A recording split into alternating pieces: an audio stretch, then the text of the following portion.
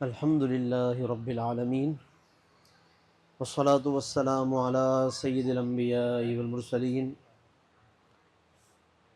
وعلى آله وصحبه أجمعين. أما بعد، فأعوذ بالله من الشيطان الرجيم. بسم الله الرحمن الرحيم. والفجر وليال عشر. وقال تعالى في مقام آخر: واذكروا الله في أيام معدودات. آمنت بالله صدق الله مولانا العظيم وبلغنا رسوله النبي الكريم. إن الله وملائكته يصلون على النبي يا أيها الذين آمنوا صلوا عليه وسلموا تسليما. اللهم صل على سيدنا ونبينا مولانا محمد وعلى آله وصحبه وبارك وسلم. صلاة وسلام عليك يا سيدي يا رحمة للعالمين وعلى آلك وأصحابك یا خاتم النبیین والمرسلین. حاضرین محترم، الحمدللہ ہم اور آپ آج کی اس بابرکت رات میں انتہائی عظیم الشان اور بابرکت محفل پاک میں حاضری کی سعادت حاصل کر رہے ہیں. اور جیسا کہ ہم سب کے علم میں ہے کہ جو آج کا دن مغرب تک گزر چکا، وہ دن بھی بہت عظیم الشان ہے، اور جو اب یہ رات شروع ہوئی ہے یہ رات بھی بہت عظیم الشان ہے. پھر کل کا دن بہت عظیم ہے اس کے، کیونکہ جمعے کا دن ہے، آج جمعے کی مبارک رات ہے. پھر اس کے بعد کل کی جب شب آئے گی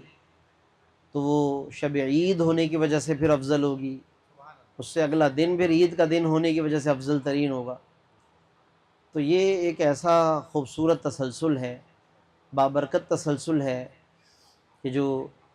ہم سب کے لیے بلا شبہ اللہ تبارک و تعالیٰ کی بہت بڑی نعمت ہے. پھر ان دنوں میں جن خوش نصیبوں کو اللہ رب العزت نے اپنے حرم پاک کی حاضری کا شرف اور حج بیت اللہ کی سعادت عطا فرمائی، یقیناً وہ وہاں پر حاضر ہیں اور اللہ رب العالمین کا قرب حاصل کر رہے ہیں. اور جو حاضر نہیں ہو سکے، محروم رہ گئے، تو وہ اس طرح سے ذکر و اذکار کی محفل سجا کر ان خوش نصیبوں کو یاد کر کے اپنا نام اللہ کی بارگاہ میں قرب الہی کی تلاش کرنے والوں میں لکھوانے کی سعادت حاصل کر رہے ہیں. تو گویا کہ ذکر اللہ کی اور ذکر مصطفیٰ صلی اللہ علیہ وسلم کی اس طرح محافل کو منعقد کرنا اور اللہ رب العالمین کی نعمتوں کا ذکر کرنا، قرب الہی کے اسباب میں غور کرنا، یہ خود ایک بہت بڑا ذریعہ ہے اللہ کا قرب حاصل کرنے کے لیے. کیا معلوم کہ انہی لمحات میں ذکر اللہ اور ذکر کے دوران کی ہوئی دعائیں اور ان دعاؤں پر کہی ہوئی آمین اللہ کو پسند آ جائے، اور آئندہ سال جب یہ لمحے آئیں تو ہم بھی ان خوش نصیبوں میں وہیں پر موجود ہوں، میدان عرفات میں موجود ہوں، مزدلفہ میں موجود ہوں. اسی امید پر ہم یہ سلسلہ منعقد بھی کرتے ہیں، اور اللہ پاک ہمارے جناب محترم سہیل شمس صاحب کو، ان کے اہل خانہ کو اس محفل پاک کی خوب برکتیں اور رحمتیں عطا فرمائے. قرآن مجید فرقان حمید کی کچھ آیتیں آپ کے سامنے تلاوت کی ہیں. ایک تو سب سے پہلی بات یہ ہے کہ آج کا یہ دن تو اپنی جگہ بہت افضل ہے، یوم حج ہونے کے اعتبار سے عالم اسلام کے لیے بہت رحمتوں اور برکتوں کا دن ہے، لیکن صرف یہی ایک دن افضل نہیں ہے، بلکہ پورا عشرہ، جس کو عشرہ ذی الحجہ کہتے ہیں، ذی الحجہ کے جو 10 دن ہیں، جس میں سے آج ہمارے ہاں 8واں دن تھا اور اب 9ویں شب لگ چکی ہے، یعنی اب مزید 2 دن باقی ہیں۔ آج کی شب 9ویں شب اور کل کی شب 10ویں شب ہوگی، تو 2 یہ راتیں میسر ہیں، 2 دن میسر ہیں ہمیں۔ تو پورا جو عشرہ ہے کہ جب سے ذی الحجہ کا مہینہ شروع ہوا، اس کے چاند کا اعلان ہوا، تو وہاں سے لے کر کل آنے والی شب مبارک تک، یا اگلے آنے والے دن یوم النحر قربانی کے دن تک، یہ جو پورا ایک عشرہ ہے، یہ اللہ کے نزدیک بہت افضل ترین عشرہ ہے۔ اس میں جو عمل کیے جاتے ہیں، نیک اعمال، وہ انتہائی اللہ کو پسند ہے، افضل ترین اعمال شمار کیے گئے ہیں۔ ذکر و اذکار کی بڑی اس میں ترغیب فرمائی گئی ہے، ان دنوں میں ذکر بہت کرنے کی ترغیب دی گئی، حتیٰ کہ عبادت کرنے کی ترغیب دی گئی، اور روزے رکھنے کی فضیلتیں اس میں آپ صلی اللہ علیہ وسلم نے بیان فرمائی۔ البتہ یہ وضاحت ضروری ہے کہ جب ہم عشرے کی بات کرتے ہیں تو 10 دن مراد ہوتے ہیں، لیکن روزے جو ہیں وہ 9 رکھے جائیں گے، کیونکہ 10واں دن قربانی ہے، 10واں دن قربانی اور عید کا دن ہے۔ تو اس لیے ابھی ہمارے سہیل بھائی نے بھی اس حوالے سے سوال کیا، تو یہ وضاحت میں اس کے ساتھ ہی اسی لیے شامل کر رہا ہوں، تاکہ یہ جب بات اب ہو رہی ہے تو یہ بات واضح ہو جائے کہ عشرہ افضل ہے عبادت کے اعتبار سے، ذکر کے اعتبار سے، ہر اعتبار سے، لیکن روزوں کی جو فضیلت آپ صلی اللہ علیہ وسلم نے بیان فرمائی ہے، وہ 9 روزے افضل ہیں، یعنی پہلے دن سے لے کر کل کے دن 9 ذی الحجہ تک۔ کل جمعے کا دن ہے، اور یقیناً آج بھی بہت سے لوگوں نے روزہ رکھا ہوگا کہ حجاج کرام کے ہاں جو یعنی حرمین شریفین میں 9 ذی الحجہ ہے، یوم عرفہ ہے، اس مناسبت سے آج بھی بہت سے لوگوں نے روزہ رکھا۔ اور اس میں بھی 2 باتیں ہیں، ایک تو وہاں یوم عرفہ، اور دوسرا جمعرات کا دن۔ تو جمعرات کا دن ویسے بھی سنت مصطفیٰ ہے کہ آپ صلی اللہ علیہ وسلم جمعرات کو روزہ رکھا کرتے تھے، ہر ہفتے میں جمعرات کے دن، پیر کے دن، پیر مبارک اور جمعرات کے دن آپ صلی اللہ علیہ وسلم نے روزہ رکھا۔ اگرچہ وجہیں اس کی الگ الگ بیان فرمائی آپ صلی اللہ علیہ وسلم نے۔ پیر کے دن کے بارے میں فرمایا کہ جب پوچھا گیا کہ آپ روزہ اس میں کیوں رکھتے ہیں، تو فرمایا کہ فیہ ولدت وفیہ انزل علیہ، اسی دن میری ولادت ہوئی، یعنی پیر کے دن، اور اسی دن مجھ پر قرآن کا نزول ہوا ہے۔ اور جمعرات کے روزے کے بارے میں جب پوچھا گیا کہ آپ صلی اللہ علیہ وسلم جمعرات کا روزہ کیوں رکھتے ہیں، تو ارشاد فرمایا کہ پورے ہفتے کے اعمال اللہ کی بارگاہ میں جمعرات کے دن پیش ہوتے ہیں، میں چاہتا ہوں کہ جب میرے اعمال پیش ہوں تو روزے کی حالت میں پیش کیے جائیں۔ یہ آپ صلی اللہ علیہ وسلم نے یہ تمنا بھی فرمائی، اور گویا کہ تعلیم امت بھی فرمائی، ہمیں سکھایا ہے اس کے ذریعے سے کہ جمعرات کا دن کتنا افضل ہے، کتنا اہم ترین دن ہے، اور کتنا بابرکت دن ہے۔ اسی لیے ایک عرصہ دراز سے مسلم امہ میں یہ بات بھی رائج اور مشہور چلی آ رہی ہے کہ جمعرات کے دن کچھ خصوصی طور پر فاتحہ دلانے کا اہتمام کیا جاتا ہے۔ تو الگ سے اگرچہ اس کا کوئی حکم تو نہیں آیا، کبھی بھی کسی بھی وقت فاتحہ کی جائے، دعا کی جائے اور اللہ کی بارگاہ میں عرض کی جائے، تو وہ پروردگار عالم اس کا ثواب ان مرحومین تک پہنچانے پہ قادر ہے۔ لیکن جمعرات کا جو دن ہے اس کی ایک خاص جو اہمیت ہے اور ایک رواج ہے جمعرات کے دن فاتحہ کا، اور کچھ نہ کچھ ان کو ایصال ثواب کرنے کا یا نظر و نیاز دلانے کا، تو اس کی بھی ایک جو وجہ ہے وہ یہی سمجھ میں آتی ہے کہ یہ جو آپ صلی اللہ علیہ وسلم نے فرمایا کہ جمعرات کے دن تمام اعمال اللہ کی بارگاہ میں پیش کیے جاتے ہیں، تو میں پسند کرتا ہوں کہ جب میرے اعمال پیش کیے جائیں تو روزے کی حالت میں پیش کیے جائیں۔ تو گویا کہ جمعرات کے دن اللہ کی بارگاہ میں خصوصی طور پر ایک اعمال نامہ پیش کیا جاتا ہے، تو اس لیے لوگ اپنے اپنے مرحومین کو یاد کرتے ہیں، اپنے مرحومین کے لیے دعائیں کرتے ہیں کہ تاکہ جب ہمارا اعمال نامہ پیش ہو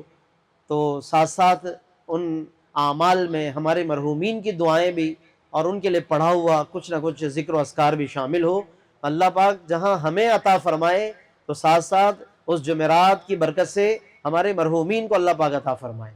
تو بہرحال جمعرات کا روزہ آپ صلی اللہ علیہ وسلم نے پسند فرمایا، تو آج یقیناً بہت سے لوگوں نے روزہ رکھا۔ ایک وہاں یوم عرفہ تھا اس مناسبت سے، اور جمعرات کا دن تھا، اور پھر اب ہمارے یہاں کل 9 ذی الحجہ ہے، یعنی آج شب لگ گئی ہے،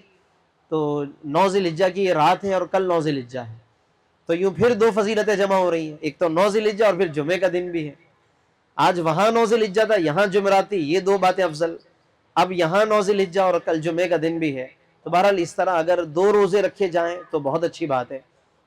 لیکن واجب نہیں ہے، لازم نہیں ہے کہ 2 روزے رکھے جائیں۔ ایک روزہ بھی اگر کوئی رکھتا ہے یا رکھنا چاہتا ہے تو رکھ سکتا ہے۔ عموماً لوگ محرم میں بھی یہ سوال کرتے ہیں، 9 محرم اور 10 محرم کے کیا 2 روزے رکھنا ضروری ہے، یا 2 رکھے جائیں تو تب ہی صحیح ہوگا، یا ایک روزہ بھی رکھ سکتے ہیں؟ تو وہاں پر بھی ہم یہی وضاحت کرتے ہیں کہ بہتر ضرور ہے کہ 2 روزے رکھے جائیں۔ آقا کریم صلی اللہ علیہ وسلم نے اس بات کو پسند فرمایا، 9 محرم کا بھی روزہ آپ صلی اللہ علیہ وسلم نے بیان فرمایا، خود بھی رکھا، اور 10 محرم کا روزہ بھی آپ صلی اللہ علیہ وسلم نے پسند فرمایا اور اس کی فضیلت بیان فرمائی۔ تو جس طرح وہاں پر یہ بات واضح طور پر ہم بیان کرتے ہیں کہ بہتر ضرور ہے کہ 2 روزے رکھے جائیں، لیکن اگر کوئی ایک روزہ بھی رکھتا ہے تو بالکل کوئی حرج نہیں ہے۔ تو اسی طریقے سے عرفہ کے موقع پر بھی اگر کوئی ایک روزہ رکھ لے تو بھی ٹھیک ہے، اور اگر کوئی 2 روزے ملا کر رکھ لے تو یہ زیادہ افضل اور باعث سعادت ہے، کیونکہ اس میں ایک خاص وجہ یہ بھی ہے کہ جمعرات جمعہ نہ بھی ہو تو 2 روزے رکھنے میں ایک خاص بات یہ ہے کہ یہاں کا یوم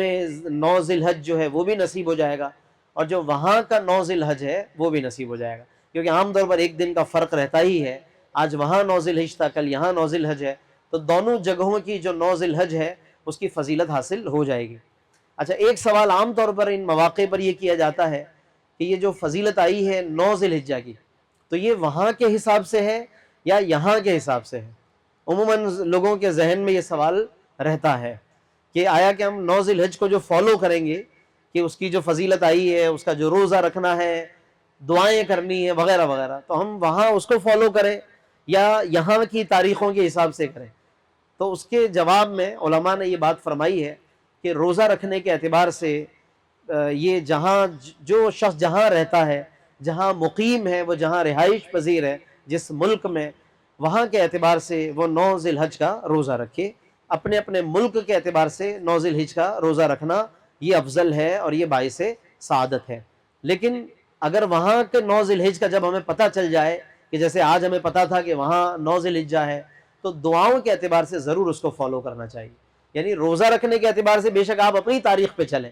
کہ جیسے کل روزہ رکھنے کی ہم نے بات کی ہے، یا آج کا بھی رکھیں تو افضل ہے، لیکن بہرحال اپنے تاریخ کو اگر کوئی فالو کرتا ہے تو ٹھیک ہے، لیکن دعاؤں کے اعتبار سے، ذکر و اذکار کے اعتبار سے یہ ضرور وہاں کو اگر ہم فالو کریں، یعنی ان حجاج کرام کی اداؤں میں اپنے آپ کو شامل کریں کہ وہاں وہ لوگ جمع ہیں، ادھر ہم جمع ہیں، ادھر وہ جناب مزدلفہ کی طرف رواں دواں ہیں اور زبانوں پر جناب علی ذکر اللہ ہے اور لبیک اللہم لبیک کی صدائیں ہیں، ادھر ہم بھی اللہ کو یاد کر رہے ہیں۔ تو اس طور پر اور ان چند چیزوں میں اگر ان کو فالو کریں اور ان کے ساتھ ساتھ ہم کچھ چلنے کی اور کچھ اداؤں کو اپنانے کی کوشش کریں، یقیناً یہ بہت زیادہ باعث افضل ہوگا۔ اور یہاں پر ماشاءاللہ اس گھرانے میں ایک عرصے سے یہ عادت اور ایک روایت قائم ہے کہ یہاں پر وہاں کی 9 ذی الحج کے اعتبار سے محفل ماشاءاللہ ہمارے سہیل شمس صاحب منعقد کرتے ہیں، اور جب وہاں 9 ذی الحج ہوتی ہے تو یہاں الحمدللہ مغرب میں جمع ہوتے ہیں کہ جب یہاں مغرب ہوتی ہے اور وہاں کی عصر کا تقریباً ادھر عصر چل رہی ہوتی ہے اور غروب آفتاب کا وقت سمجھ لیں کہ قریب آ رہا ہوتا ہے، تو وہ عرفہ کا یوں سمجھ لیں کہ وہ پیک ٹائم ہوتا ہے کہ جب حجاج کرام اپنے اپنے خیموں سے نکل کر کھلے آسمان تلے آ جاتے ہیں، اور پورا دن بے شک وہ خیموں میں گزاریں، لیکن جو آخری لمحات ہوتے ہیں عصر سے مغرب تک کے لمحات ہوتے ہیں تو وہ کھلے آسمان تلے بالکل، اور اللہ کی بارگاہ میں ہاتھوں کو بلند کر کے اور خوب کوشش کر کے گریہ وزاری کر کے اللہ کے حضور وہ عجز و نیاز کی تصویر بن کے پیکرے تضرع بن کر وہ اللہ کے حضور اپنی التجائیں، اپنی گزارشات اور اپنی دعائیں پیش کرتے ہیں۔ اور یہ وہ لمحہ ہوتا ہے کہ جس پر حدیث میں ارشاد فرمایا کہ اس دن اللہ تبارک و تعالی فرشتوں کے سامنے اپنے ان حاجیوں پر فخر فرماتا ہے، یعنی اللہ فخر کرتا ہے کہ میرے ان بندوں کو دیکھو کہ یہ کس طریقے سے میری بارگاہ میں دست بدعا ہیں اور کس طریقے سے میری بارگاہ میں عرض و گزارش کر رہے ہیں، احرام پہنے ہوئے ہیں اور انسلی چادروں میں ہیں، کوئی خوشبو کا استعمال نہیں ہے، کوئی جناب علی بظاہر طبیعت میں کوئی وہ ظاہری تازگی نہیں ہے، ظاہری اسباب نہیں ہے، لیکن روح بڑی تازہ ہے۔ جناب ہماری آج کی دنیا میں ہم جن چیزوں کے عادی ہیں، یہ 10 منٹ کے لیے چیزیں اگر ہمیں نہ ملیں، 10 منٹ ہمارا اے سی کام نہ کرے، 10 منٹ کے لیے جناب ہمیں اچھا ٹھنڈا پانی میسر نہ ہو، دھوپ ہمیں ستا رہی ہو، تو ہمارے جسم کی تازگی کے ساتھ ساتھ روح کی تازگی بھی رخصت ہو جاتی ہے۔ لیکن یہ ان مقامات کی کشش ہے، یہ ان مبارک میدان، حالانکہ وہ چٹیل میدان ہے، وہاں بظاہر کوئی ایسی حرم پاک یا بیت اللہ شریف کی کوئی در و دیوار نہیں ہے، لیکن وہاں جبل رحمت ضرور ہے، وہاں وہ جگہ ضرور ہے جہاں آقا کریم نے کھڑے ہو کر یا اپنی اونٹنی مبارک پہ تشریف فرما ہو کر خطبہ حجت الوداع حضور نے بیان فرمایا ہے۔ یہ ان جگہوں کی برکتیں ہیں آج بھی کہ جہاں یہ ظاہری تازگی کے اسباب نہ بھی ہو، لیکن روح پھر بھی شاداں و فرحاں نظر آتی ہے، لوگوں کے چہرے خوشی سے چمکتے دمکتے نظر آتے ہیں۔ تو یہ وہ ایمان ہے، یہ وہ روحانیت ہے، یہ وہ کشش ہے، یہ وہ برکت ہے کہ جس کے ساتھ لوگ وہاں پر اللہ کے حضور حاضر ہوتے ہیں اور اللہ کی بارگاہ میں دست بدعا ہوتے ہیں، اور اللہ اپنے فرشتوں کے سامنے ان بندوں پر فخر فرماتا ہے۔ اور ایک حدیث میں فرمایا کہ اللہ پاک جو ہے وہ آسمان دنیا پر تجلی فرماتا ہے، یعنی آسمان دنیا جو ہمیں نظر آ رہا ہوتا ہے، جو آسمان، ایک شب برات کے بارے میں یہ بات ہمیں ملتی ہے، اور پھر یہ شب یوم عرفہ کے بارے میں یہ بات ملتی ہے کہ اللہ تبارک و تعالی، اور بھی ہو سکتا ہے اور بھی مواقع پر یہ فضیلت آئی ہو، لیکن بہرحال شب یا یوم عرفہ کے موقع پر اذان ہو گئی۔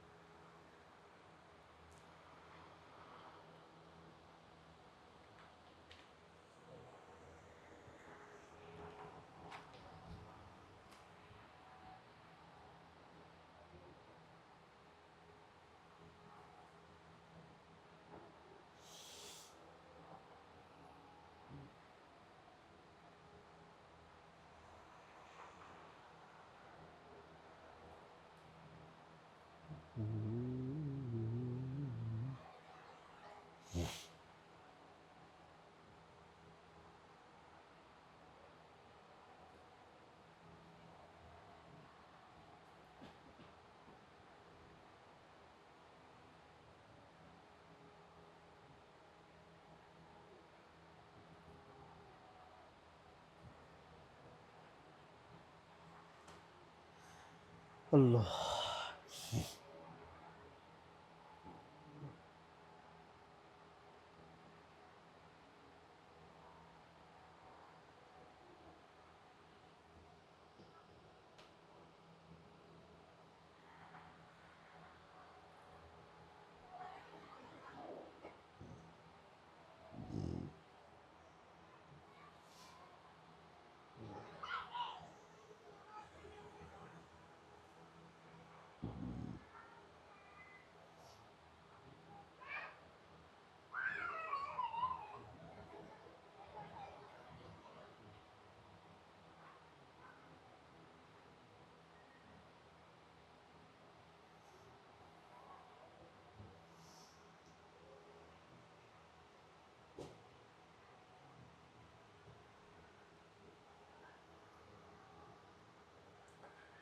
اللهم رب هذه الدعوة التامة والصلاة القائمة آت سيدنا محمد الوسيلة والفضيلة والدرجة الرفيعة وابعثه مقاما محمودا الذي وعدته وارزقنا شفاعته يوم القيامة إنك لا تخلف الميعاد۔ حضرت سیدنا عباس بن مرداس رضی اللہ عنہ روایت کرتے ہیں کہ رسول اللہ صلی اللہ علیہ وسلم نے ارشاد فرمایا، حضرت سیدنا جابر رضی اللہ عنہ روایت کرتے ہیں کہ رسول اللہ صلی اللہ علیہ وسلم نے فرمایا، عرفہ کے دن اللہ تبارک و تعالی آسمان دنیا پر خاص تجلی فرماتا ہے، ایک توجہ فرماتا ہے، جلوہ ظاہر فرماتا ہے آسمان دنیا پر، اور زمین والوں کے ساتھ آسمان والوں پر مباحات فرماتا ہے، نہیں ان کے سامنے فخر فرماتا ہے، ان حج کرنے والوں پر اللہ فخر فرماتا ہے، اور آسمان والوں سے فرماتا ہے کہ میرے بندوں کو دیکھو، یعنی اللہ اس دن آسمان والوں کو فرماتا، دیکھو میرے بندوں کو دیکھو کہ بکھرے بالوں کے ساتھ اور عجیب و غریب حالت کے ساتھ، مفہوم عرض کر رہا ہوں، دھوپ کھاتے ہوئے، کیونکہ کھلے آسمان تلے ہیں، تو فرمایا دھوپ کھاتے ہوئے دور دور سے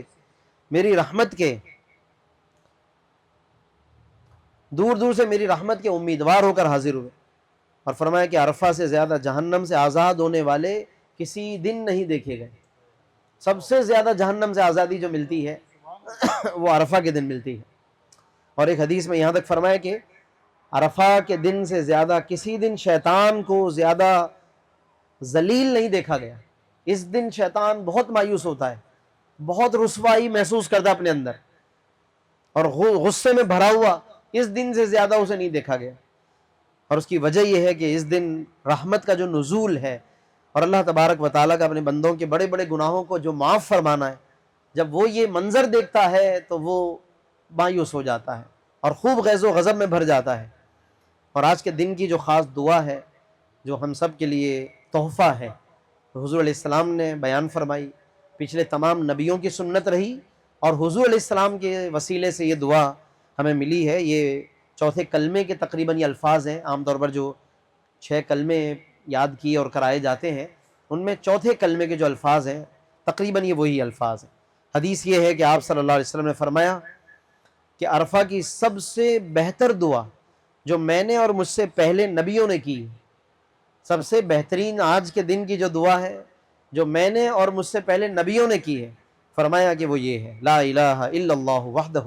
لا شریک لہ لہ الملک ولہ الحمد وہو علی کل شیء قدیر۔ اس کو میرے ساتھ پڑھ لیجیے، لا الہ الا اللہ وحدہ لا شریک لہ لہ الملک ولہ الحمد وہو علی کل شیء قدیر۔ تو یہ دعا بہت افضل ترین دعا ہے کہ جس کو آپ صلی اللہ علیہ وسلم نے پسند فرمایا، اور خود اس کو آپ صلی اللہ علیہ وسلم نے احادیث میں تاکید کے ساتھ بیان فرمایا۔ اور روزے کا جو ذکر آیا ابھی کچھ دیر پہلے کہ 10 روزے یعنی 10 دن ضرور ہیں افضل، مگر روزے 9 رکھے جائیں گے۔ تو جو روزے کی فضیلت ہے اور آپ صلی اللہ علیہ وسلم کا جو معمول رہا، اس پر بھی ایک دو روایتیں میں پیش کر رہا ہوں، تاکہ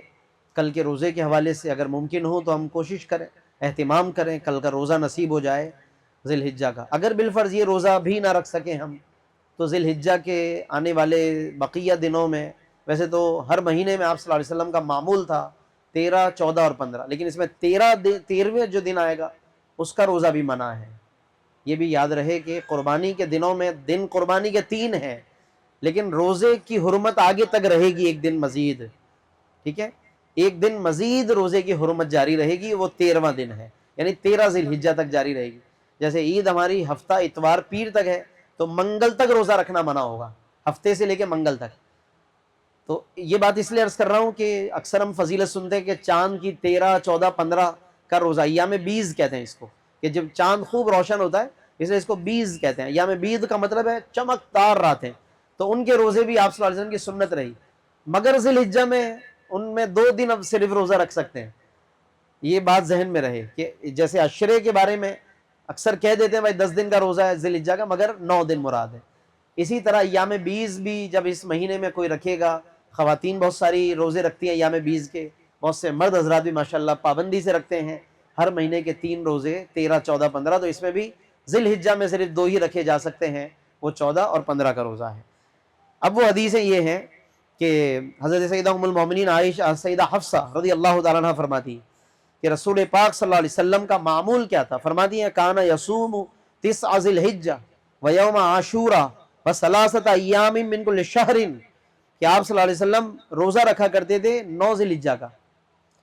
ٹھیک ہے، تو ہمارے وطن ملک میں پاکستان میں کل 9 ذی الحجہ ہے، ٹھیک ہے، تو جنہوں نے آج رکھا اور کل بھی رکھے تو اچھا ہے، ورنہ کم از کم کل کا روزہ رکھنے کی سعادت حاصل کریں۔ پھر فرمایا ویوم عاشوراء، اور عاشوراء کا روزہ حضور رکھا کرتے تھے صلی اللہ علیہ وسلم، اور فرمایا وثلاثۃ ایام من کل شہر، اور ہر مہینے کے 3 روزے رکھا کرتے تھے۔ تو اس میں ہر مہینے سے مراد ہے ذی الحجہ کے علاوہ، ذی الحجہ کے علاوہ 11 مہینوں کے روزے، ورنہ رمضان بھی خیر اس میں شامل ہے، تو رمضان میں تو سبھی رکھ لیتے ہیں،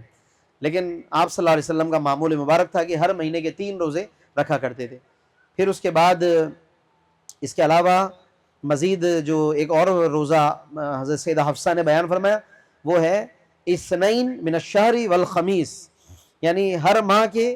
ابتدائی پیر اور جمعرات کو روزہ رکھتے تھے۔ بعض گویا روایتوں سے پتہ چلتا ہے کہ ہر پیر اور جمعرات کو، بعض روایتوں سے پتہ چلتا ہے کہ ابتدائی پیر اور ابتدائی جمعرات کو روزہ رکھا کرتے تھے۔ اچھا، اور عرفہ کے روزے کی فضیلت کتنی زیادہ ہے یہ دیکھیں ذرا، روزہ بظاہر ایک ہے، کل کا روزہ ایک روزہ ہے،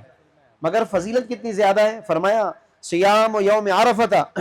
کہ یوم عرفہ کا روزہ احتسب علی اللہ، مجھے اللہ سے امید ہے، ان یکفر السنۃ التی قبلہ والسنۃ التی بعدہ، کہ ایک سال پہلے اور ایک سال بعد کے روزے گناہ معاف کر دیے جائیں گے۔ یعنی کل کا روزہ اگر رکھا جائے تو ایک سال پہلے اور ایک سال بعد کے گناہوں کو بخش دیا جائے گا۔ اور عرفہ اور یہ جو اب مزدلفہ کی طرف حجاج کے نام آج روانہ ہو جائیں گے یا ہو چکے ہوں گے، مزدلفہ کی طرف روانگی وہاں مغرب ہو چکی ہے، تو مغرب جب ہو چکی تو اب اس کے بعد حجاج کرام مزدلفہ کی طرف رواں دواں ہو چکے ہیں۔ مزدلفہ میں حکم یہ ہے کہ نماز یہاں نہ پڑھیں، عرفہ میں ظہر و عصر کو ملا کے پڑھیں، اور یہاں اگرچہ مغرب کا وقت ہو جائے لیکن مغرب یہاں ادا نہیں کرنی مزدلفہ کے اندر، حالانکہ مغرب کا ٹائم بھی میسر ہے، مغرب کا وقت بھی ہے، اذان یا جو کچھ بھی ہو جائے، خیمہ بھی ہے، مصلی بھی ہے، اذان بھی ہے، ٹائم بھی ہے، مگر فرمایا کہ نہیں، مزدلفہ والے دن اور مزدلفہ والی رات مغرب کی نماز کو اس کے وقت میں پڑھنا منع ہے۔ یہ ایک حیرت انگیز حکم ہے کہ آج کے دن یعنی حجاج کرام کے لیے مغرب کو اپنے وقت میں پڑھنا منع ہے، اس ٹائم کو گویا اپنے آنکھوں کے سامنے گزارنا ہے بغیر نماز کے، اور اس کو عشاء کے وقت کے اندر ہی ادا کرنا ہے۔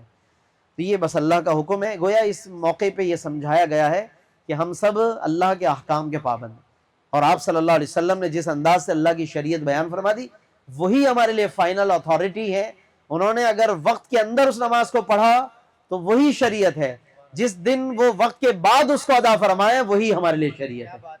تو آپ صلی اللہ علیہ وسلم نے جس عمل کو جس طرح کیا، شریعت حضور ہے اصل میں۔ ہم یہ جو وقت وغیرہ کی بات کرتے ہیں کہ وقت پہ نماز پڑھیں، وقت پہ نماز پڑھیں، اصل بات یہ ہے کہ جس وقت حضور علیہ السلام نے جو بات جس انداز سے بیان فرما دی وہی دراصل شریعت ہے۔ تو بہرحال مزدلفہ کا بھی بہت بڑا رتبہ ہے، اور اس میں ایک اور بڑی حیرت انگیز بات میں عرض کروں کہ دیکھیے عرفہ میں جب آتے ہیں لوگ میدان عرفہ میں، تو اس میں تو وقوف عرفہ کا وقت شروع ہو جاتا ہے، ٹھیک ہے، جب آپ آتے ہیں تو وہیں سے وقوف کا ٹائم ہے، لیکن مزدلفہ کے اندر حیرت انگیز بات یہ ہے کہ اس کے وقوف کا ٹائم فجر میں ہے۔ یہ جو رات ہے یہ وقوف نہیں ہے، حالانکہ وقوف مزدلفہ بولتے ہیں وقوف عرفہ کی طرح، لیکن وقوف کا ٹائم فجر میں ہے۔ مزدلفہ میں حیرت انگیز بات یہ ہے کہ پوری رات حجاج گزارتے ہیں مزدلفہ میں، مغرب سے لے کر صبح فجر تک گزارتے ہیں، صبح یوم النہر تک، مگر اس میں وقوف مزدلفہ ہے ہی نہیں اس میں، ٹھیک ہے، وقوف تو صبح ہے۔ تو یہ اللہ تبارک و تعالیٰ کی طرف سے یہ بھی حاجیوں کے لیے ایک طریقہ مقرر کیا گیا کہ گویا کہ وہ جو وقوف فجر میں ہے اس کو ادا کرنے کے لیے رات سے آ کر اللہ کی بارگاہ میں ٹھہرے ہوئے ہیں، اور یہ بھی حضور علیہ السلام کی ہی سنت مبارکہ ہے کہ یہ قیام یعنی جو رات کا قیام ہے نا مزدلفہ میں، یہ سنت ہے، جو واجب قیام ہے وہ صبح ہے، اور فجر پڑھتے ہی اس کا وقت شروع ہو جاتا ہے طلوع آفتاب سے، کہ بس قریب طلوع آفتاب تک یہ وقت رہتا ہے، پھر وہیں سے جیسے ہی طلوع آفتاب ہونے لگے تو اس سے پہلے پہلے وہ حجاج کرام منی کی طرف صبح روانہ ہو جائیں گے۔ اب اس کی فضیلت بہت زیادہ ہے، یہ جو رات گزارتے ہیں وہاں پر اور دعائیں کرتے ہیں، ذکر و اذکار کرتے ہیں، اس کی فضیلت بہت زیادہ ہے۔ آپ صلی اللہ علیہ وسلم نے حدیث میں بلکہ مذکور ہوا، صحابہ نے بیان کیا کہ عرفہ کے میدان میں آپ صلی اللہ علیہ وسلم جتنی دعائیں کرتے رہے تو اس میں حقوق اللہ کی معافی عطا فرمائی گئی امت کو۔ حقوق اللہ کے معاملے میں جو بھی کوتاہی ہو جاتی ہے، نمازوں میں کوتاہی ہو جاتی ہے، تاخیر سے آتے ہیں یا اور کوئی معاملہ ہو جاتا ہے، اس کی معافی عطا فرمائی گئی۔ اور پھر حضور علیہ السلام حقوق العباد کے حوالے سے دعا فرماتے رہے، حتیٰ کہ حضور مزدلفہ میں جب پہنچے تو پھر حقوق العباد کی معافی بھی عطا فرما دی گئی۔ تو گویا حقوق اللہ کی معافی بھی عطا فرمائی گئی، حقوق العباد کی۔ لیکن اس کا مطلب یہ نہیں ہے کہ کسی بندے کا اگر حق ہے تو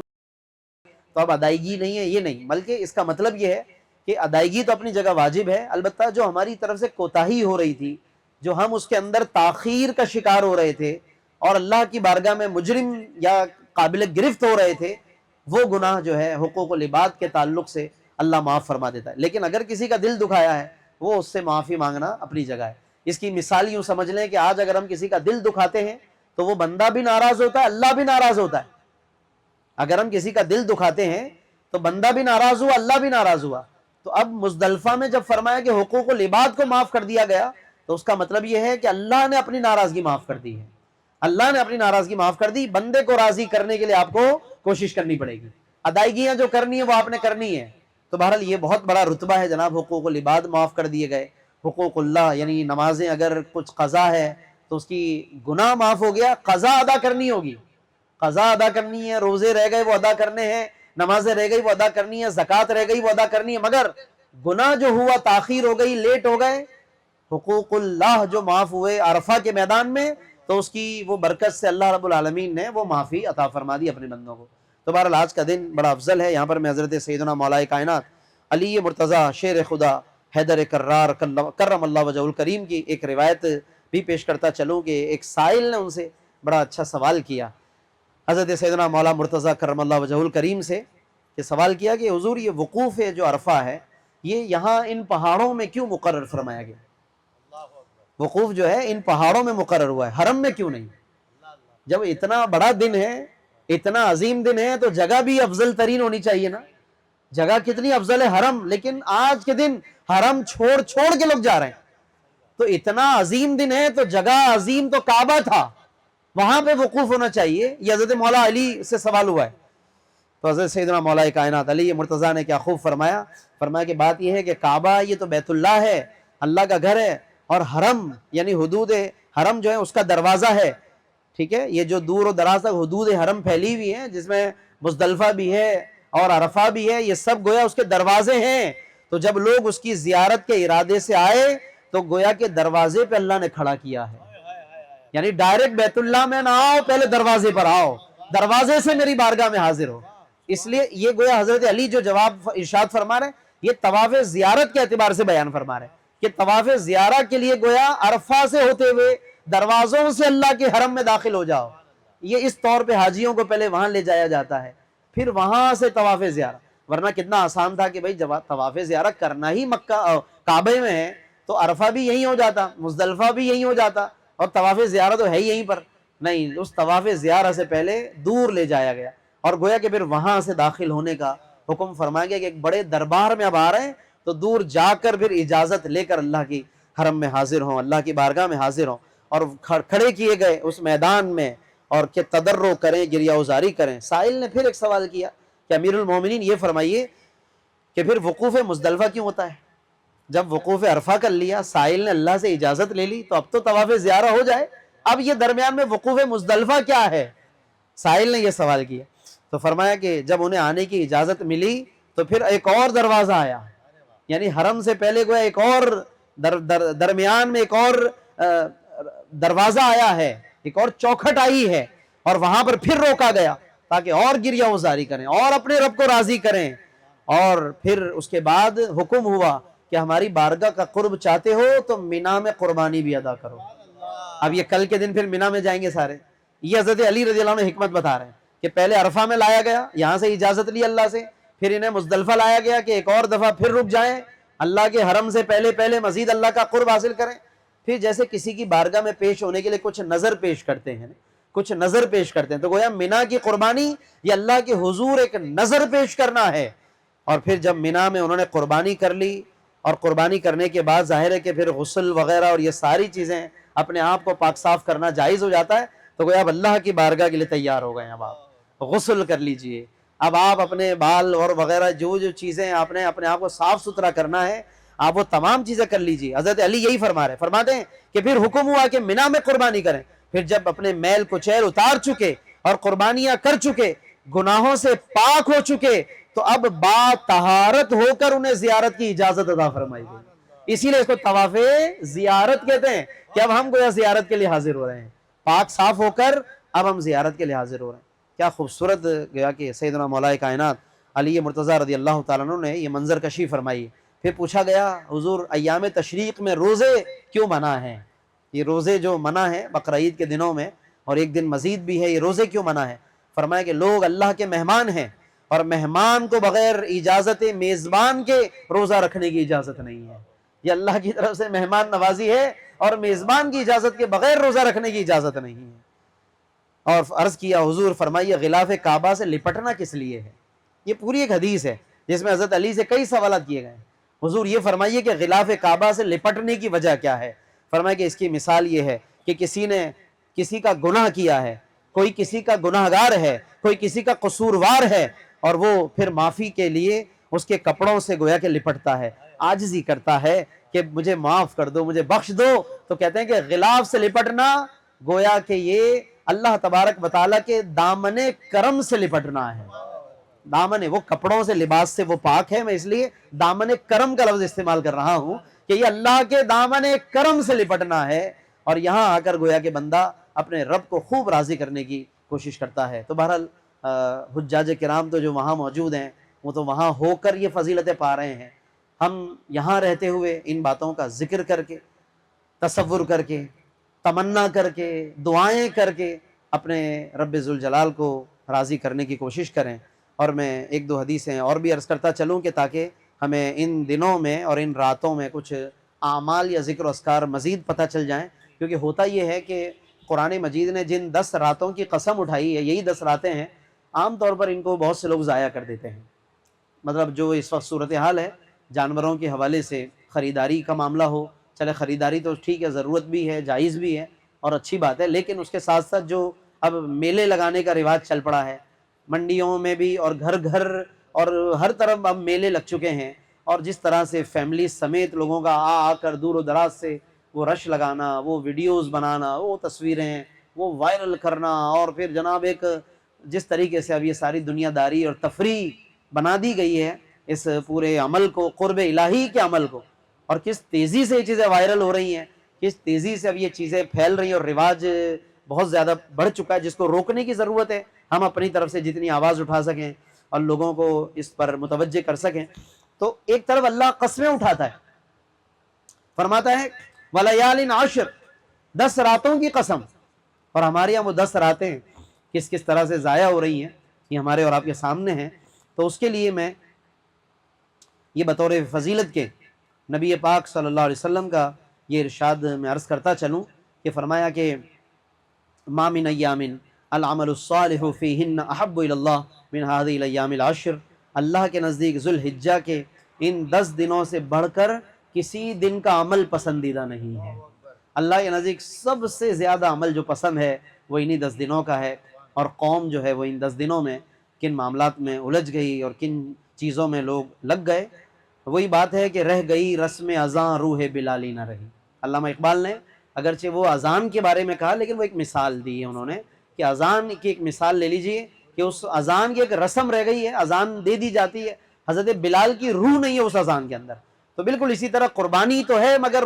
روح قربانی رخصت ہو رہی ہے ہم سے. حج پایا جا رہا ہے، روح ابراہیمی رخصت ہو رہی ہے. تو آج ہمیں اس روح کو بیدار کرنے کی ضرورت ہے، اللہ کا قرب حاصل کرنے کی ضرورت ہے. اور اب ان دنوں میں کیا کریں ہم زیادہ سے زیادہ؟ حدیث میں آپ صلی اللہ علیہ وسلم فرماتے ہیں ان دنوں میں سب سے زیادہ جو چیز ہے وہ یہ ہے کہ فَأَكْثِرُوا فِيهِنَّ مِنَ التَّهْلِيلِ وَالتَّكْبِيرِ وَالتَّحْمِيدِ. ان دنوں میں اور ان راتوں میں 3 چیزوں کی کثرت کرو، تحلیل، تکبیر، تحمید. یہ کیا ہے؟ تحلیل مانے لا الہ الا اللہ پڑھنا، تکبیر مانے اللہ اکبر کہنا، تحمید الحمدللہ کہنا. اب یہ پورا جملہ اگر ہم جو ابھی کل سے شروع ہو جائے گا فجر سے، لیکن یہ 10 دنوں کا وظیفہ ہے. کل سے تو چونکہ واجب ہو جائے گا، روزانہ پڑھنا ہے سب نے نمازوں کے بعد. وہ وظیفہ ان تمام دنوں کا ہے. آج کی رات بھی پڑھیں، شب جمعہ بھی ہے اور شب 9 ذی الحجہ بھی ہے. بہت افضل رات ہے آج کی. آج کا پورا دن بہت افضل رہا، اور اب رات بھی معمولی رات نہیں، کل کا دن بہت افضل دن ہے. ٹھیک ہے، کل فجر سے تو تمام مسجدوں میں یہ تسبیح شروع ہو جائے گی، لیکن ہم اپنے طور پر اس کا اہتمام آئندہ بھی رکھیں، اگلے دنوں میں بھی جاری رکھیں، اور روزانہ بھی پڑھیں تو اچھی بات ہے. یہ پسندیدہ الفاظ و کلمات ہیں. ہر وہ عمل جس کو اللہ نے ان دنوں میں پسند کر لیا تو اندازہ لگا سکتے ہیں کہ وہ اللہ کو کتنا پسند ہے. یعنی جو ان دنوں میں اللہ جس چیز کو پسند فرما رہا ہے تو وہ عمل کتنا محبوب ہوگا اللہ کو. وہ ہے اللہ اکبر، اللہ اکبر،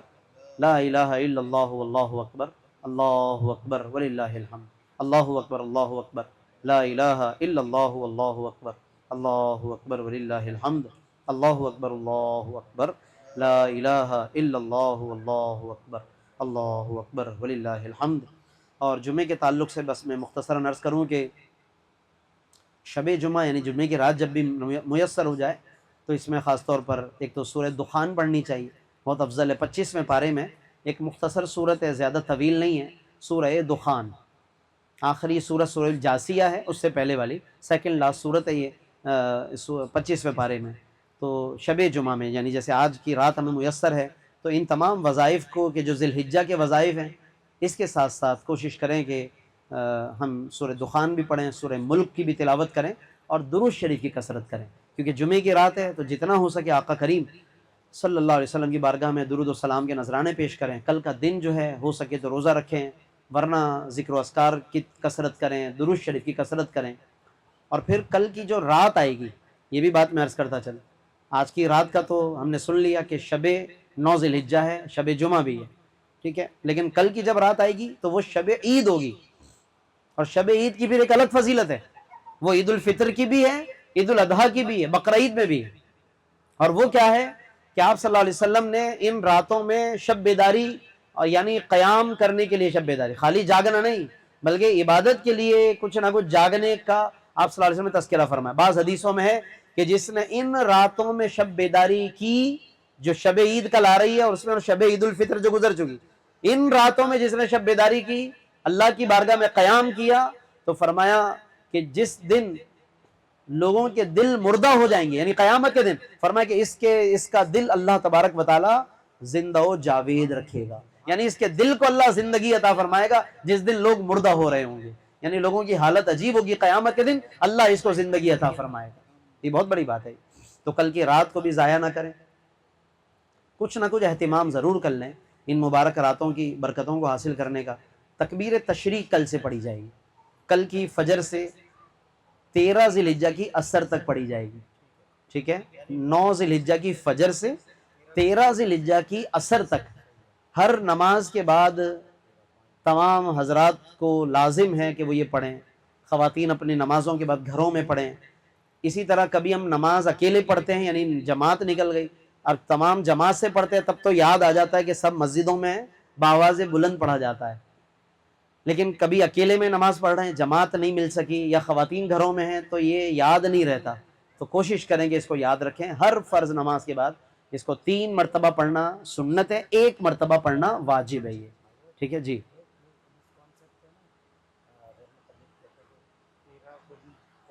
جی وہ میں نے شروع میں تھوڑا سا عرض کیا، مزید عرض کر دیتا ہوں کہ یہ قربانی کے 3 دن ہیں، 10 ذی الحجہ، 11 ذی الحجہ، 12 ذی الحجہ، اور روزے کی جو حرمت رکھی گئی ہے کہ روزہ رکھنا جو منع ہے یا تکبیرات تشریق ہے، تو وہ عید کی ایک عظمت کے پیش نظر وہ ایک دن مزید اس کو جاری رکھا گیا ہے، ایک دن پہلے سے تکبیرات ہم پڑھتے ہیں کل سے، ایک دن بعد تک جاری رہے گی، لہذا کوئی یہ نہ سمجھے کہ جی بعد تک تکبیرات ہو رہی ہیں تو وہ بھی عید اور قربانی کا دن ہے، تو ایسا نہیں، تکبیرات ایک دن پہلے سے شروع کر رہے ہیں ہم کل سے، تو لہذا ایک دن پہلے سے شروع ہو کر ایک دن بعد تک تکبیرات رہتی ہیں، یہ عید کا اہتمام ہے، عید کا پروٹوکول ہے، اور روزے جو ہیں وہ ایک دن بعد تک ممانعت فرمائی گئی تاکہ زیادہ سے زیادہ لوگ اس طعام سے، اللہ کے دسترخوان سے استفادہ کر سکیں۔ روزے کو گویا زیادہ منع فرمانا یہ بھی لوگوں پہ ایک رحمت اور مہربانی اللہ تبارک و تعالیٰ کی طرف سے، وہ چاہتا تو صرف ایک دن کا روزہ منع فرماتا 10 ذی الحجہ کا کہ اگلے دن سے لوگ رکھ سکتے ہیں، جیسے عید الفطر میں ہوتا ہے، ٹھیک ہے، کہ پہلا دن روزہ منع ہے عید الفطر میں، اگلے دن سے آپ رکھ سکتے ہیں، لیکن عید الاضحیٰ میں دسترخوان کو اللہ نے وسیع فرما دیا کہ بعد تک بھی اللہ نے روزے کی ممانعت فرمائی ہے۔ تو بہرحال وہ روزوں کی ممانعت اپنی جگہ ہے، قربانی کا جو جواز ہے اس کا جو دائرہ ہے وہ اپنی جگہ پر ہے کہ یہ 10 ذی الحجہ، 11 ذی الحجہ اور 12 ذی الحجہ تک یہ ارشاد فرمایا گیا ہے۔ بہرحال یہ کوشش کریں کہ یہ تکبیرات بھی ہمیں یاد رہیں اور ان کو ہم ادا کریں تاکہ ہمیں اس کی برکتیں حاصل ہوں۔ جی ہاں، ایک سوال قربانی کے حوالے سے ہمارے سہیل شم صاحب نے بھی کیا اور بھی لوگ عموماً کرتے رہتے ہیں کہ حاجی جو اپنی قربانیاں وہاں پہ پیش کریں گے کل صبح، وہ اور جو عام طور پہ پوری دنیا میں بقرعید کے موقع پہ جو قربانیاں کی جاتی ہیں، ان قربانیوں میں کیا فرق ہے؟ تو یاد رکھیے گا کہ جو حج کی قربانی ہے اس کو دم شکر کہتے ہیں، یعنی شکرانہ ہے کہ اللہ نے یہ توفیق عطا فرمائی، حج پہ بلایا، حج کی سعادت بخشی، تو وہ جو قربانی حج کی ہے وہ سنت ابراہیمی کے طور پہ نہیں ہے، یا وہ بقرعید کی قربانی نہیں ہے، بلکہ وہ شکرانہ حج کی قربانی ہے، ٹھیک ہے۔ اور ہم جو بقرعید کی قربانی کرتے ہیں پورے عالم اسلام میں جو کی جاتی ہے وہ سنت ابراہیمی یعنی عید الاضحیٰ کی نیت سے، بقرعید کی جو ایک حکم شرعی ہے اس کو پورا کرنے کے لیے وہ قربانی کی جاتی ہے۔ اب اس سے بڑھ کر ایک اور سوال ہے، وہ یہ کہ کیا یہ بقرعید والی قربانی بھی حاجی پر ہے یا نہیں ہے؟ بہت سے لوگ یہ بھی پوچھتے ہیں۔ تو یاد رکھیے کہ اس کے اندر بھی ایک کنڈیشن ہے کہ اگر حاجی کے وہاں ٹوٹل جو دن ہے مکے میں اس کا جو قیام ہے، چاہے وہ عزیزیہ میں ہو مکہ میں ہو، اس کے ٹوٹل دن اگر 15 دن یا اس سے زیادہ بن رہے ہیں، جب سے حاجی گئے ہوئے ہیں تو مدینہ منورہ جانے سے پہلے تک ان کے دن 15 ہیں، یا مدینے سے ہو کر بھی آ گئے اور اب ان کے دن اتنے ہیں کہ 15 دن بن رہے ہیں، 15 یا اس سے زیادہ، تو وہ مقیم شمار ہوں گے، مسافر نہیں ہے وہ۔ اور جب مسافر نہیں ہے مقیم ہے تو پھر دیکھا جائے گا کہ اب ان کے پاس اس حج کے علاوہ ابھی بھی ان کے اکاؤنٹ میں اتنا نصاب باقی ہے کہ وہ صاحب قربانی ہو سکتے ہیں، تو انہیں اپنے حج کی قربانی کے ساتھ ساتھ ایک قربانی الگ سے ذی الحجہ کی یعنی عید الاضحیٰ کی بھی قربانی لازم ہو جائے گی۔ دو شرطیں ہیں، اگر ان کے دن مقیم کے دن بن رہے ہیں 15 دن یا اس سے زیادہ کا قیام ہو ان کا مکہ شریف کے اندر، اور صاحب نصاب بھی ہوں، یعنی ماشاءاللہ اتنے صاحب حیثیت ہیں کہ حج کا خرچہ کرنے کے بعد بھی ان کا نصاب باقی ہے اور وہ صاحب حیثیت ہیں، تو ان پر یہ وطنی قربانی بھی اپنی جگہ ضروری ہے، وہ چاہے وہاں کریں یا یہاں ٹیلی فون کر کے کروا دیں۔ اور بہت سے حاجی ماشاءاللہ یہاں پہلے سے اہتمام کر کے جاتے ہیں، اپنے گھر والوں کو پیسے دے کے جاتے ہیں، یا وہیں سے ٹیلی فون کر دیتے ہیں کہ بھائی میری طرف سے آپ حصہ ملا لینا، حصہ بھی ملا سکتے ہیں، چاہیں تو حصہ ملا لیں، چاہے پورا جانور قربان کروانا چاہیں تو کروا دیں، مگر یہ کنڈیشن دیکھ لینی چاہیے۔ جو ہمارے حجاج کرام گئے ہوئے ہیں ہمارے جاننے والوں میں، تو ہم یہ کنڈیشن دیکھ لیں۔ ہاں اگر مسافر بن رہے ہیں، وہ مقیمی کے دن نہیں بن رہے، ان کا قیام ہی مکہ میں، چاہے مدینے سے آ چکے ہیں یا ابھی تک گئے نہیں اور اب ان کے پہلی دفعہ میں دن 15 سے کم ہے، تو پھر وہ مسافر ہیں، پھر تو ان کے اوپر بقرعید والی قربانی ہے ہی نہیں، نصاب ہو یا نہ ہو تو بات ہی ختم ہو گئی اگر مسافر ہیں وہ۔ لیکن اگر مقیم ہے اور ایک ہی شہر میں کاؤنٹ کیے جاتے ہیں 15 دن، بالکل مکہ شریف کے اندر، اسی لیے میں نے عرض کیا کہ اگر مدینہ شریف جا رہے ہیں تو پھر یہ درمیان میں دن منقطع ہو جائیں گے، سلسلہ ختم ہو جائے گا، تو ان کو ملا کر نہیں گنیں گے کہ کوئی کہے کہ میں ٹوٹل 20 دن کے لیے گیا تھا، 10 دن مکہ میں، 10 دن مدینے میں، وہ تو دونوں جگہ مسافر ہے وہ آدمی، ادھر بھی مسافر ادھر بھی مسافر، چاہے وہ یہاں عید پائے یا ادھر پائے، وہ مسافر ہی مسافر ہے، ٹھیک ہے۔ تو اس لیے ہمیں یہ بات دیکھ لینی چاہیے، ہمارے جو حاجی گئے ہوئے ہوں تو ان کو اگر معلومات نہ ہو تو ہم بتا دیں ان کو کہ بھائی بقرعید کی قربانی بھی آپ پر اگر بن رہی ہے اور صاحب نصاب ہے ماشاءاللہ، صاحب حیثیت ہیں، تو ایک حصہ ملا لیں بقرعید کے دنوں میں، یہاں پر کہہ دیں وہ۔ لیکن اس بات کا خیال، ایک اور بات کا خیال ضروری ہے کہ جب ہم کسی بھی آؤٹ آف کنٹری اگر کوئی باہر ملک میں ہے اور اس کی طرف سے اگر ہم قربانی کر رہے ہیں تو کم از کم اس بات کا اہتمام ضروری ہے کہ وہاں بھی عید ہو چکی ہو، یہاں بھی ہو چکی ہو، یہ ضروری ہے۔ بھلے دن میچ نہ کریں، دن ہمارا پہلا ہے ان کا دوسرا ہے، ان کا پہلا ہمارا دوسرا، کوئی بات نہیں، لیکن کم از کم اتنا ضرور ہے کہ عید ہو چکی ہو۔ اسی طرح آخری دن میں قربانی بعض اوقات کی جاتی ہے باہر والوں کی طرف سے، باہر ملک سے کسی نے کہا تھا اب یہاں آخری دن میں کر رہے ہیں، تو آخری دن کا مطلب اتنا بھی آخری نہ ہو کہ وہاں عید گزر چکی ہو باہر ملک، ٹھیک ہے، پہلے شروع ہوئی تھی وہاں پہلے گزر جائے گی، ہمارا تو بے شک آخری دن ہے، ان کا چوتھا چل رہا ہے۔ تو یہ تمام باتیں بھی خیال رکھنا ضروری ہے کہ اس میں سب سے بیسٹ یہ ہوتا ہے کہ درمیان کے جو 2 دن ہیں یا درمیان کا دن ہے وہ زیادہ بہتر ہوتا ہے، اس میں وہاں بھی عید ہوتی ہے ادھر بھی عید ہوتی ہے، یا شروع کے 2 دن میں آسانی ہو سکتی ہے۔ بہرحال یہ تمام باتیں دیکھ لینی چاہیے، ملحوظ رکھنی چاہیے، کیونکہ شریعت کے احکامات میں یہ باریکیاں ہیں، بہت دفعہ ان باریکیوں کی طرف توجہ نہیں ہوتی، ہم جلد بازی میں قربانی کر جاتے ہیں کسی کی طرف سے یا اپنی طرف سے، اور خیال نہیں ہو پاتا کہ کیا کرنا تھا کیا نہیں کرنا تھا، بعد میں شرعی مسئلہ پوچھتے ہیں۔ جیسے مثال کے طور پر قربانی کا جو جانور تھا وہ کسی کے پاس موجود بھی تھا لیکن کسی وجہ سے قربانی نہیں کر سکا وہ آدمی، ٹھیک ہے، اس نے کہیں پہ حصہ ڈلوا دیا، جانور جو ہے وہ اسی طرح اس کے پاس موجود رہا اور قربانی کے دن گزر گئے۔ اب عام طور پر لوگوں کو اس مسئلے کی معلومات نہیں ہے، تو ان کے ذہن میں یہ ہوتا ہے کہ اب یہ چلو جانور تو رہ ہی گیا ہے تو اس کو اگلے سال کی قربانی میں ہم شامل کر لیں گے، اگلے سال دیکھ لیں گے، یا پھر اس کو بیچ دیتے ہیں، ابھی ضرورت بھی نہیں ہے، اب تو مجھے اب ضرورت بھی نہیں ہے تو بیچ دیتا ہوں، اگلے سال پھر انشاءاللہ دیکھ لیں گے، یا پھر اس کو میں مزید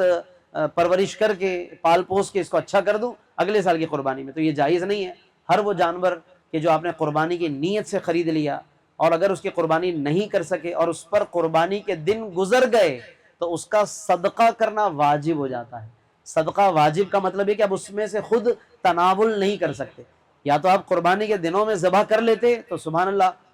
بالکل کھا سکتے تھے، سب گھر والے بھی کھا سکتے تھے، کوئی مسئلہ نہیں تھا، لیکن اگر قربانی نہیں کی اور دن گزر گئے اس جانور کے اوپر جو کہ آپ خرید چکے تھے، کہیں بھی باندھا ہوا تھا، آپ کے پاس تھا یا نہیں تھا، خرید چکے تھے، تو اس جانور پر جب قربانی کے دن تمام کے تمام گزر گئے تو اب اس کا صدقہ کرنا واجب ہو جائے گا، غربا میں صدقہ کیا جائے گا، اور اس میں سے کچھ بھی تناول کرنا یا اس کو بیچنا اور ان پیسوں کو کام میں لانا یا اگلے سال کی قربانی اس کے ذریعے ادا کرنا، یہ تمام باتیں ممنوع ہو جائیں گی، اس کا صرف اور صرف صدقہ ہی کرنا پڑے گا۔ اگر بیچ بھی دیا تو ان پیسوں کو صدقہ کرنا پڑے گا۔ یہ تمام باتیں شرعی ہیں، اس لیے ان کو ذہن میں رکھنا چاہیے۔ بہرحال دوبارہ ایک بات کو میں دوہرا دوں جی،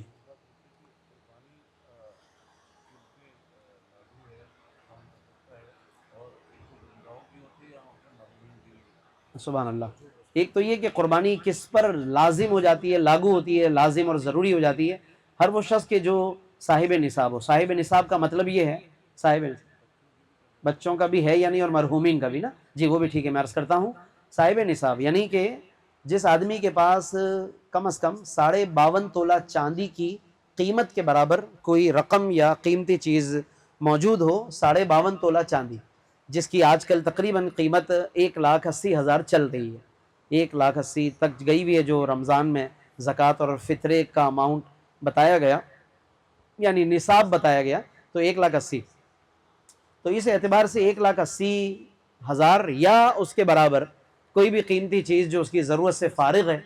اور وہ اس طور پہ صاحب حیثیت اور صاحب استطاعت ہے، تو اس پر ایک حصہ کم از کم بڑے جانور میں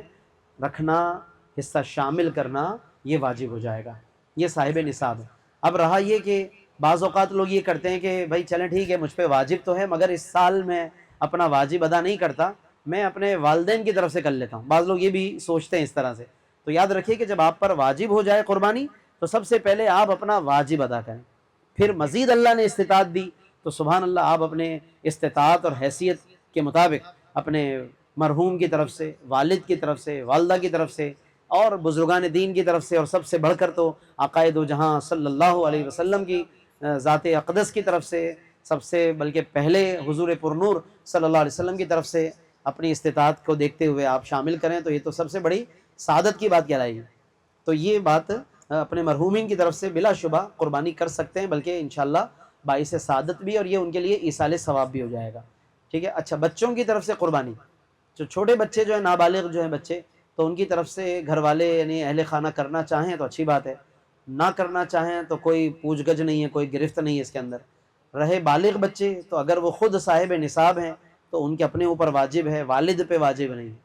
والد پر یا گھر کے سربراہ اور سرپرست پہ صرف اپنی طرف سے واجب ہے، اس پر یعنی والد پر نہ تو اپنے بچوں کی طرف سے واجب ہے، نہ چھوٹوں کی طرف سے، نہ بڑوں کی طرف سے، نہ اہلیہ کی طرف سے۔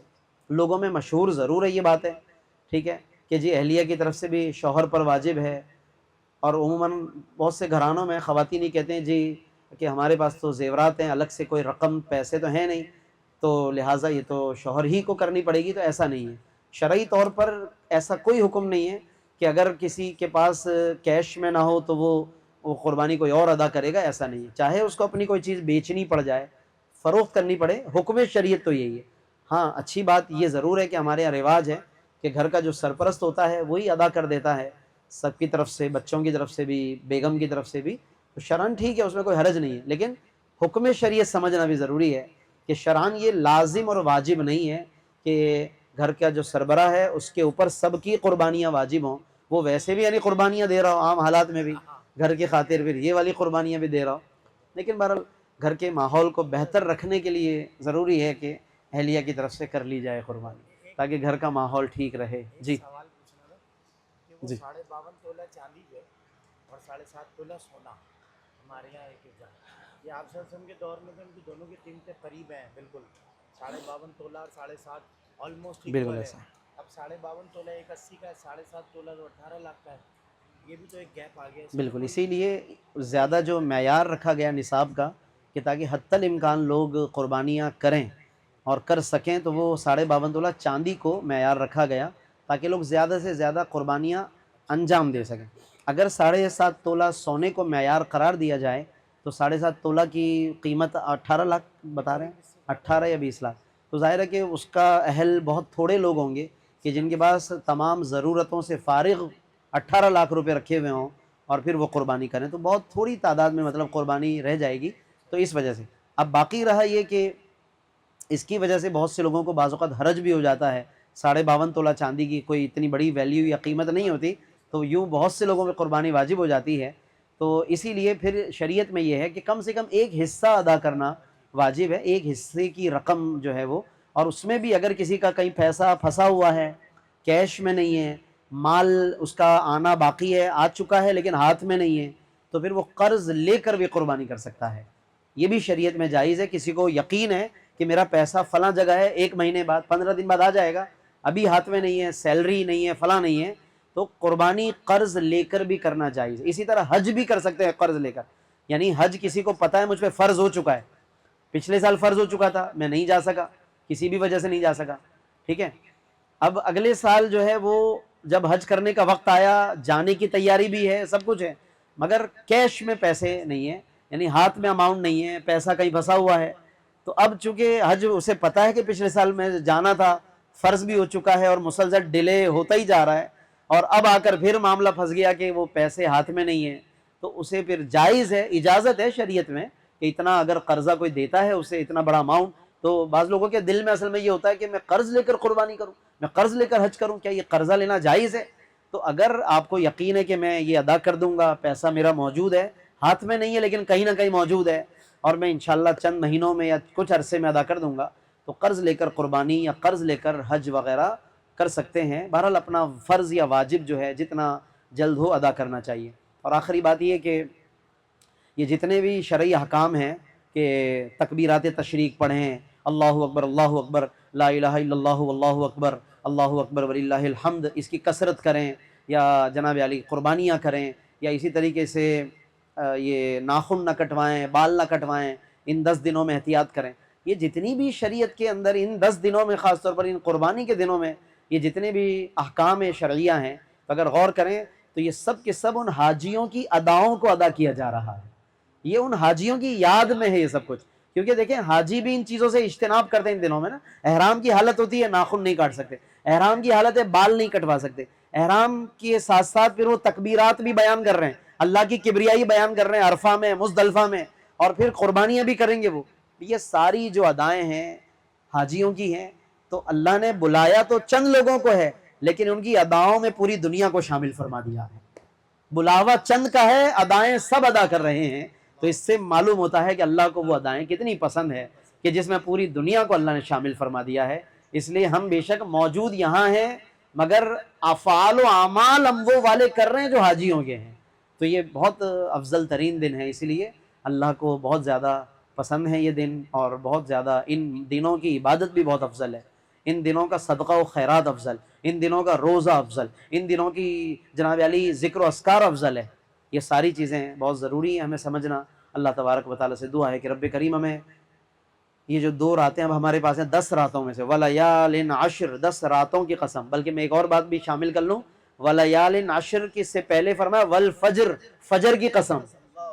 تو فجر کی نماز کا بھی خاص طور پہ اہتمام بہت ضروری ہے، ایسا نہ ہو کہ ہم ان 10 راتوں میں تو پھر بھی کچھ نہ کچھ ذکر کر رہے ہیں، پہلی آیت والفجر، فجر کی قسم، اور وہ فجر ہمیں میسر نہ ہو، تو اس لیے ان راتوں میں ویسے بھی فجر فرض ہے، نمازیں فرض ہیں، لہذا ذی الحجہ کے دن ہو یا کوئی سے بھی دن ہو وہ تو اپنی جگہ ہے، لیکن کم از کم ان دنوں میں خیال کریں، ان دنوں میں قضا نہ ہو نماز، ان دنوں میں نمازیں ہم سے ضائع نہ ہوں، اور فجر کی نماز خاص طور پر اس کا خیال کریں۔ اللہ نے گویا نمازوں میں 2 نمازوں کی قسم اٹھائی ہے،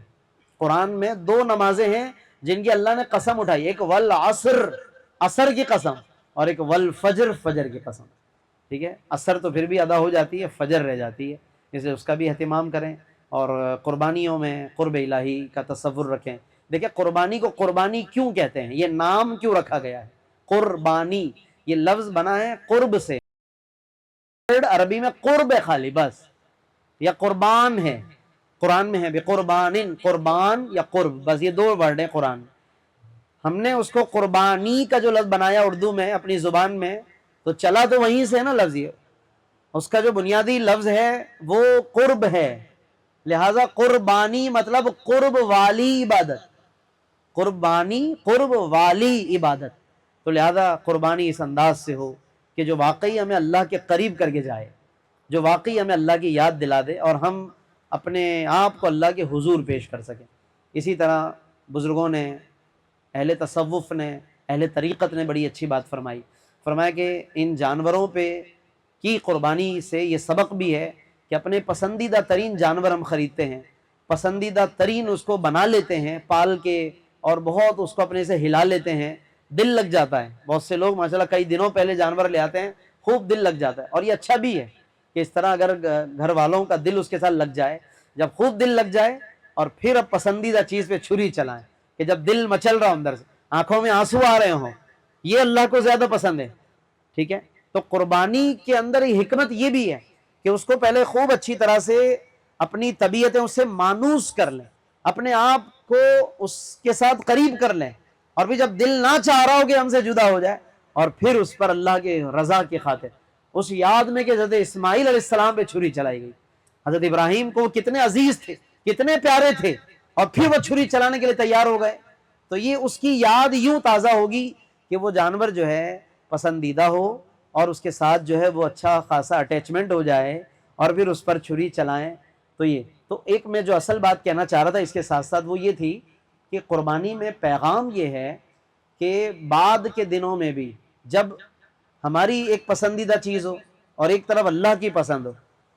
ٹھیک ہے، یہ امتحان آتا رہتا ہے زندگی میں، ایک ہماری پسند ہوتی ہے، ایک اللہ کی پسند، یعنی ایک طرف ہمیں نیند پسند ہے، ادھر نماز اللہ کی پسند ہے۔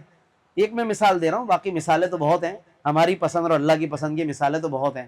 تو جیسے قربانی پہ چھری پھیر دی، ٹھیک ہے، اور ہم نے اس کو قربان کر دیا اللہ کی راہ میں، تو پیغام یہی ہے کہ جب بعد میں بھی اسی طرح امتحان آ جائے نا، ایک طرف اللہ کی پسند ہو اور ایک طرف آپ کی، تو بس اپنی اس پسند پر اللہ کی رضا کے لیے وہ چھری پھیر دینا، یعنی اس کو قربان کر دینا اللہ کی خاطر، خواہش کو قربان کرنا کہتے ہیں اس کو ہم، خواہش کی قربانی، یہ عام طور پہ نہیں ہو پاتی۔ جانوروں کی قربانی تو بہت دے لیتے ہیں ہم، اور وہ آسان بھی ہے، خوب بھاری بھاری جانور لا کے قربان کرتے ہیں، مگر جو خواہش ہم پہ بھاری ہو چکی ہے ہم اس کو قربان نہیں کر پاتے، اس لیے ضرور اس کا خیال کرنا چاہیے۔ اللہ تبارک و تعالیٰ سے دعا ہے کہ رب کریم ہمیں آج کی اس بابرکت رات کی برکتیں عطا کرے، شب جمعہ کی برکتیں عطا کرے، شب عرفہ کی، شب مزدلفہ کی برکتیں اللہ ہمیں نصیب فرمائے، ہم سب پر اللہ اپنا رحم و کرم نازل فرمائے، اور جن حاجیوں کی دعائیں اللہ کو پسند ہیں، جن حاجیوں کی آمین اللہ کو پسند ہے، ان کی برکت سے اللہ ہم سب کی دعائیں قبول فرما لے، اور اللہ ان کی برکت سے ہمارے مظلوم بھائیوں فلسطینیوں کی جو قربانی سے بھی محروم ہیں، ہر خوشی سے وہ محروم ہو چکے ہیں، زندگیوں سے جا چکے ہیں، وہ اللہ ان کی مشکلات کو اللہ آسان فرما دے، ہم سب پر بھی اللہ اپنا رحم و کرم نازل فرمائے، اور جو حج پہ نہیں جا سکے، کبھی بھی نہیں جا سکے حرم میں، اللہ انہیں بھی بار بار وہاں کا بلاوا عطا فرمائے، آمین، وآخر دعوانا الحمدللہ رب العالمین۔